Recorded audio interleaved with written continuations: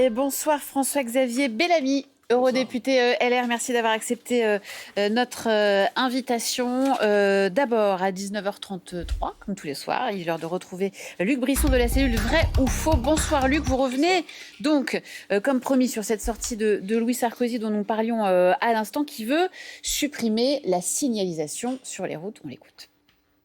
Je plaide pour une immense simplification de nos routes, supprimer les feux rouges, les lignes blanches, les panneaux de signalisation. Dans sa ville pilote de Drachten aux Pays-Bas, on a constaté une réduction de 40% des accidents de la route. Le carrefour principal est passé de 8 accidents graves par an à un seul.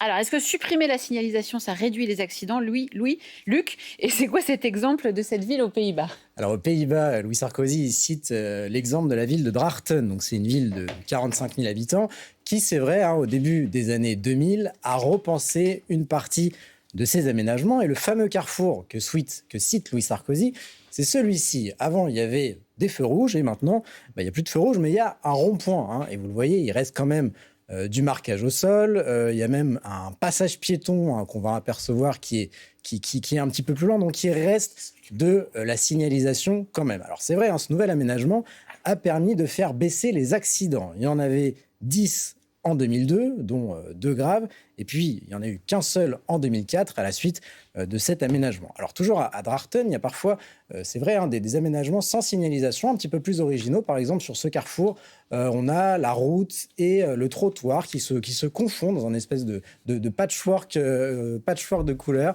Mais il reste quand même des panneaux à Drachten. Regardez, on a ici, par exemple, un panneau céder le passage. Voilà, donc il reste des panneaux à Drachten. Il ne faut pas croire que dans cette ville, tout a été mis à nu et qu'on circule comme on veut, comme le sous-entend Louis Sarkozy. Alors, il cite d'autres exemples, notamment en Angleterre. Oui, dans la suite de son intervention, il donne l'exemple de Kensington High Street à Londres, qui a simplifié sa signalisation. Alors c'est vrai, ça a été réaménagé. Vous voyez qu'il y a des garages vélos qui ont par exemple été mis au milieu de la chaussée, mais il reste quand même des feux rouges, il reste des espaces pour que les piétons traversent. Et c'est vrai, le nombre de collisions a certes baissé de quasiment 50% grâce à ces nouveaux aménagements.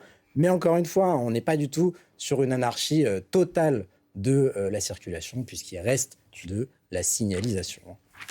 Il reste de la signalisation, mais quand même s'il n'y a pas de suppression totale de la signalisation, ces exemples montrent qu'avec un réaménagement et un peu, quand même, un minimum de signalisation, ça peut marcher. Oui, ça peut marcher. Puis en France, on a déjà connu des exemples comme ça. Par exemple, à Bordeaux, en 2015, la ville a décidé de supprimer dans 75 de ses carrefours les feux tricolores. 3 ans plus tard, aucun accident corporel n'avait été relevé. Les temps de trajet s'étaient même améliorés. Pareil à Paris, dans le 14e arrondissement. En 2017, la mairie décide de supprimer les feux de plusieurs carrefours et de laisser faire la priorité à droite.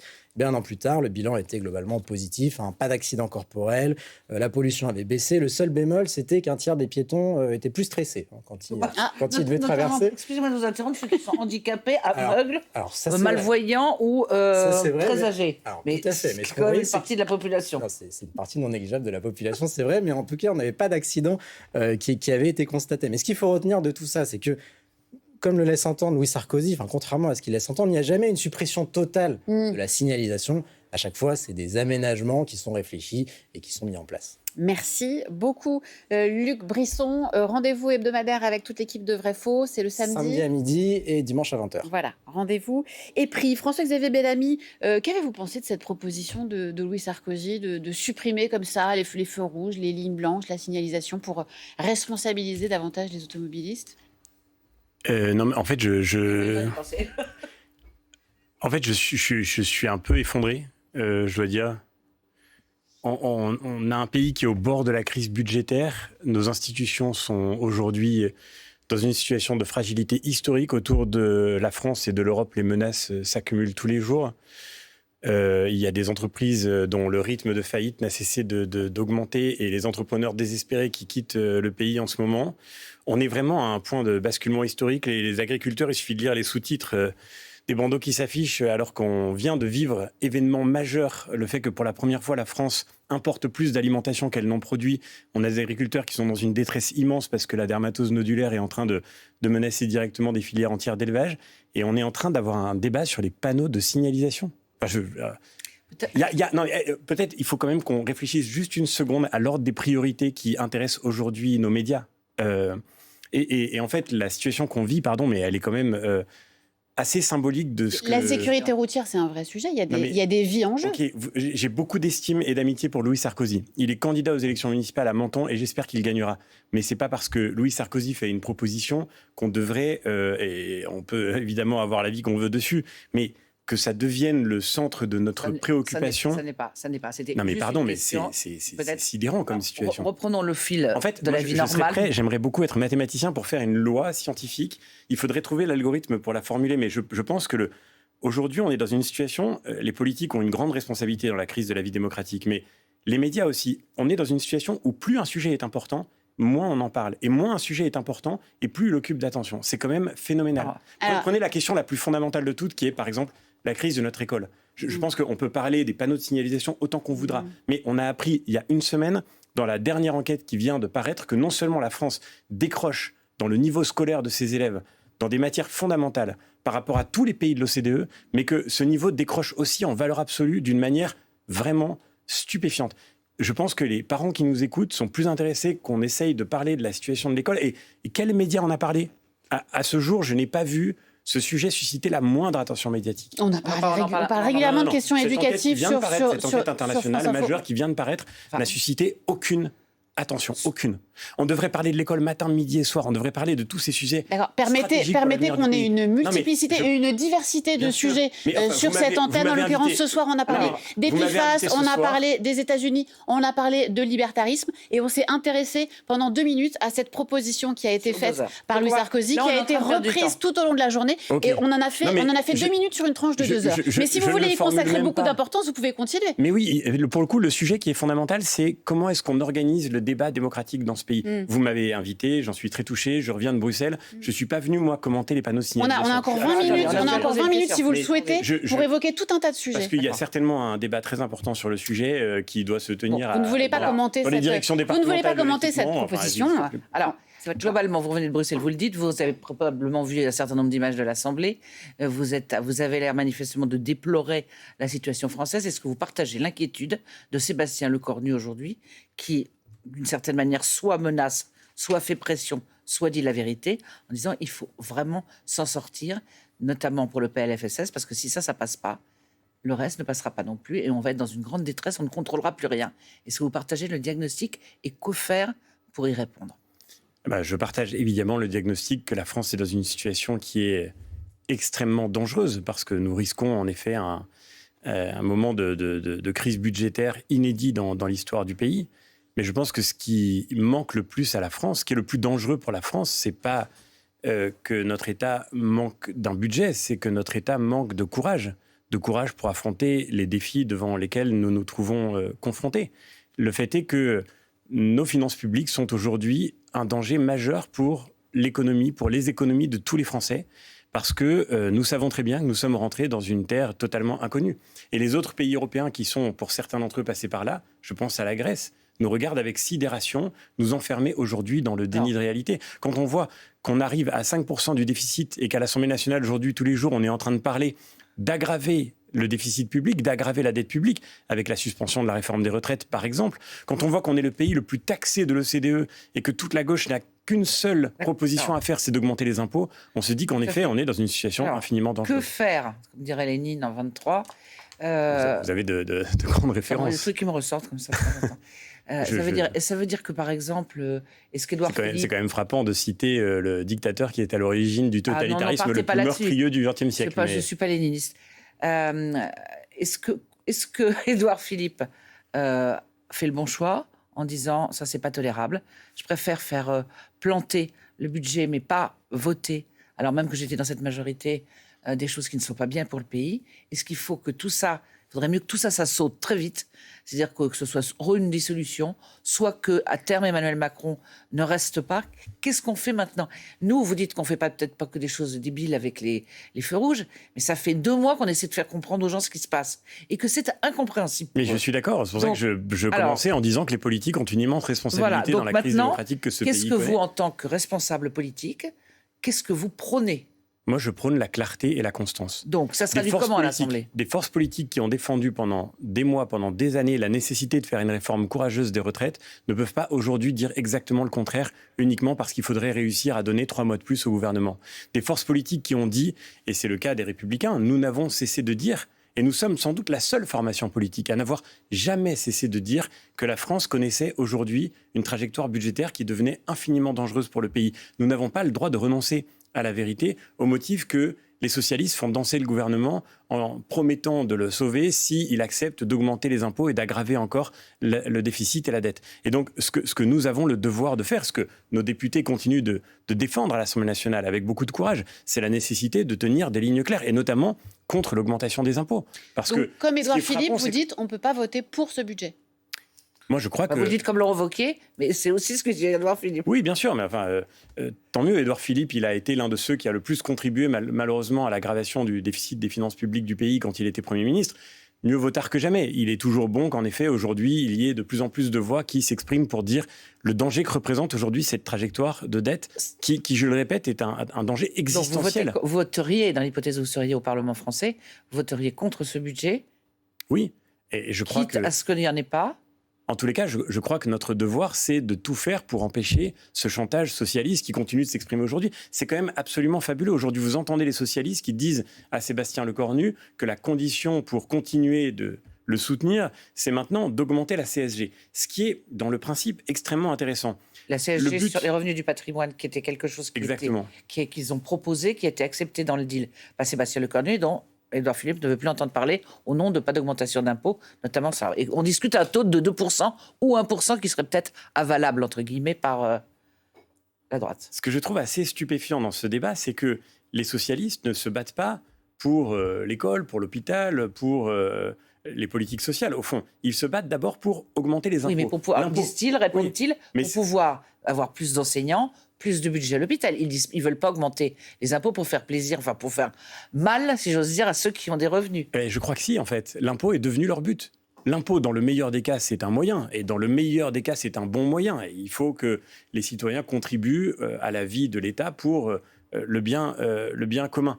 Mais le fait est que, dans le cas d'espèce, depuis plusieurs semaines, nous entendons les socialistes faire de l'impôt un but en soi. Ça a été la taxe Zuckman, maintenant c'est l'augmentation de l'impôt de la CSG sur le patrimoine.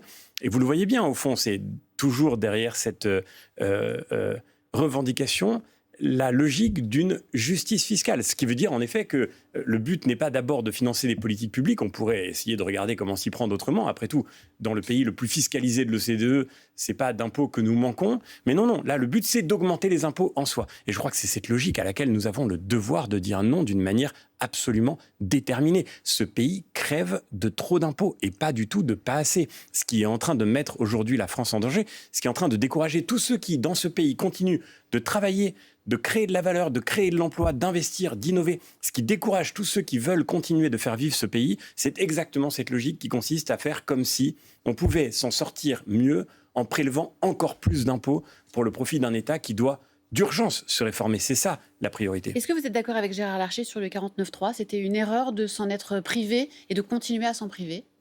Le 49.3, c'est un outil constitutionnel qui fait partie de la vie de nos institutions. Maintenant, encore une fois, je crois que ce qui perd les Français, et vous avez raison de le dire, aujourd'hui les Français sont perdus, c'est qu'on ait tellement de débats qui sont finalement très internes à la vie politique, et je dirais même à la bulle politique. J'ai l'impression que le 49.3 est rentré dans la vie des gens quand même. Il y a encore un sondage tout à l'heure qui dit qu'une 62% des Français sont hostiles, comme si c'était une façon de faire des coups d'État quand on est dans l'exécutif. Donc c'est effectivement peut-être des débats que vous trouvez un peu Non, je ne dis pas que c'est des débats qui sont florentins. Je dis simplement que, d'abord, le 49.3 est un outil de notre Constitution, donc de notre démocratie. Ça n'est pas un coup de force, c'est une manière pour le gouvernement d'engager sa responsabilité. Mais je crois que le plus important, ce n'est pas que les politiques parlent de la vie de leurs propres discussions internes. Ce qui est important, c'est que les politiques parlent de ce qu'ils veulent défendre devant les Français, de ce sur quoi ils veulent engager leurs responsabilités. C'est une présidentielle, ça. C'est une présidentielle. Mais c'est aussi le débat budgétaire aujourd'hui. Alors, on fait comment ? Je me cramponne à ma question. Vous êtes à l'Assemblée, vous votez contre. Si Horizon vote contre et si pas grand monde vote pour, il n'y a pas de PLFSS et ça va se reproduire pour la loi de finances, le budget normal. On fait quoi là après ? Mais il faut un On y PLFSS. vote pendant 1 an et demi ? Mais comme l'ont dit beaucoup de parlementaires aujourd'hui à l'Assemblée, il faut un PLFSS avant la fin de 2026, c'est-à-dire qu'on a tous les outils, là encore, institutionnels pour affronter une période transitoire dans laquelle un budget ne serait pas encore voté. Mais je le redis, le plus important pour la France, c'est pas d'avoir un budget, quitte à avoir n'importe quel budget, c'est d'avoir le meilleur budget possible ou le moins mauvais d'entre eux. Ça a l'air d'être... Mais c'est quand même la chose la plus importante, qu'on en soit réduit à se dire que notre seul objectif, c'est de voter un budget quel que soit son contenu.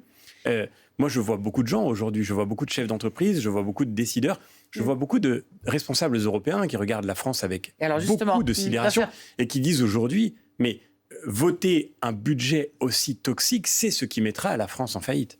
Et il y a beaucoup de Français aussi qui regardent ça et qui se disent, ils sont incapables de se mettre d'accord et ils sont tous obsédés par l'élection présidentielle. Mais en fait, encore une fois, le but n'est pas seulement de se mettre d'accord, c'est de se mettre d'accord sur des bases qui soient saines et justes. Et je le redis, je crois qu'aujourd'hui, notre devoir, c'est de dire non à ce déni de réalité qui semble s'être emparé d'une gauche, qui pourtant était aux responsabilités il n'y a pas si longtemps que ça, mais qui semble avoir oublié ce que veut dire assumer la responsabilité de l'État. Parce que, pardon, les gens qui aujourd'hui proposent de suspendre la réforme des retraites, les gens qui font voter cela à l'Assemblée nationale, les gens qui en ont fait la condition pour la survie du gouvernement, ces gens-là ne croient pas une seule seconde que le système de retraite restera viable quand ils auront obtenu ce qu'ils gagnent. Vous êtes d'accord avec moi ? Et d'ailleurs, la vérité de cette affaire, c'est qu'on ment aux Français. Et les gens qui font voter ça aujourd'hui sont ceux qui se mettent à l'abri, ceux qui se mettent hors de danger. Moi, je ne m'inquiète pas demain pour les parlementaires qui sont aujourd'hui à l'Assemblée nationale et qui font revendication sur revendication pour aller plus loin encore dans le déni de réalité. Moi, je pense que ceux qui seront victimes de ce qu'on est en train de vivre aujourd'hui, c'est les plus modestes. C'est les plus vulnérables, c'est les plus fragiles, c'est les Français ordinaires, c'est ceux qui bossent et qui se donnent du mal. Moi, ce qui m'inquiète, c'est la situation des retraités qui sont plus sûrs que dans quelques mois, leurs pensions seront payées. Personne, quand même, pour être honnête, personne ne dit que la suspension va régler le problème. L'idée, c'est de dire on suspend, on a un débat pendant l'élection présidentielle et puis après, on tranche sur la réforme qu'il faudra mener. Et en fait, on rend le débat impossible pour l'élection présidentielle. Parce que qu'est-ce que ça veut dire ? Quel est le signal qui est envoyé ? C'est que n'importe quelle réforme, cette réforme, elle n'était pas parfaite. Elle n'était pas absolument celle qu'on aurait voulu défendre, nous, la droite. Mais on l'a votée parce qu'elle était malgré tout nécessaire. Elle n'était pas suffisante, mais elle était nécessaire. Quand vous êtes dans un pays qui a 5% de déficit chaque année, c'est-à-dire qui est dans une zone rouge extrêmement dangereuse, que vous allez encore aggraver ce déficit, quand vous êtes dans le pays qui a le taux d'activité le plus faible de l'OCDE, à égalité avec la Turquie, le plus faible de l'OCDE, que vous allez encore faire baisser ce taux d'activité, donc que vous allez encore appauvrir le pays. Voilà. Ces décisions-là, aujourd'hui, elles sont complètement irresponsables. Et elles minent la possibilité même d'un débat serein dans l'élection présidentielle, parce que le signal qui est envoyé, c'est que quelque réforme que ce soit, même la plus modeste et la plus imparfaite soit-elle, elle sera menacée demain par la démagogie des gens qui n'hésiteront pas à jouer sur ce déni pour pouvoir encore survivre. On a envie de poser la question, que faire sans citer l'origine ? Si le gouvernement balaie ce que les socialistes ont demandé, il n'aura pas plus de majorité, il n'aura rien, donc on se retrouve sans budget. Et comment on fait après ? On vivote jusqu'à la présidentielle prochaine en se disant, 2027, on va regarder passer les trains, puisqu'on n'a aucune majorité pour rien, ou on considère qu'il faut une accélération de la vie politique française, de manière à trouver des solutions pour pouvoir aller de l'avant en faisant des vrais débats. Qu'est-ce que vous préconisez ? Mais faisons de la politique dans le meilleur sens du terme. Si j'étais Premier ministre, ce que je ne suis pas, je prendrais les Français à témoin. Je leur parlerais de l'état du pays. J'irais leur parler aux Français. Il fait ça tous les jours. Non, le Premier ministre parle aux politiques. Il parle aux socialistes. Il ne parle pas aux Français. C'est ce que François Bayrou a essayé de faire. Mais François Bayrou, malheureusement, il a essayé de le faire au dernier moment, dans la dernière ligne droite, et dans une méthode qui, malheureusement, condamnait d'avance son initiative. Mais sur le fond, est-ce qu'il avait raison de dire que la France était menacée de faillite ? Bien sûr que non. Et c'est ce qui fait que, d'ailleurs, nous n'avons pas pu ne pas souscrire au constat qu'il proposait. Bien sûr que le risque est immense. Et quand il parlait de l'injustice générationnelle qui fait qu'aujourd'hui, des jeunes actifs dans ce pays qui travaillent et qui se donnent du mal ne peuvent pas vivre décemment du produit de leur travail, est-ce qu'il avait tort ? Bien sûr que non, il avait raison. Le fait est que maintenant, il faut en tirer une action utile.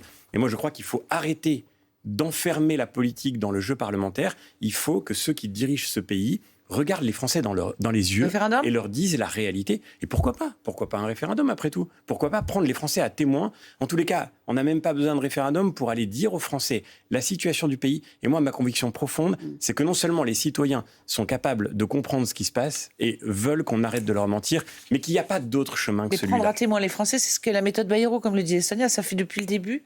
Même Barnier, tout le monde a essayé de la reprendre en leur disant vous verrez, il faut être pour parce qu'autrement ça va aller mal. Manifestement, les parlementaires s'en fichent. C'est même pas une question d'être pour parce que sinon ça va aller mal. C'est de partager avec les Français. Et ça, je suis désolé de le dire, ça fait trop longtemps qu'on ne l'a pas fait.